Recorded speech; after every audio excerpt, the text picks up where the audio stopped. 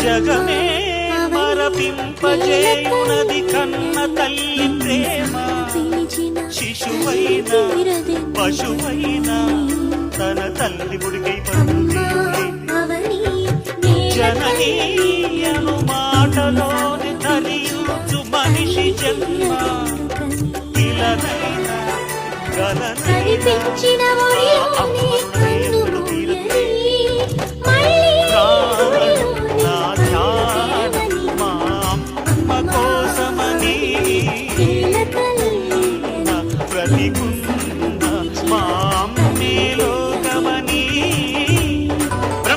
అమ్మంటే చాలు మొక్కుతాడుగా, ప్రాణంగా చూసేది ఆ భాషమేరా.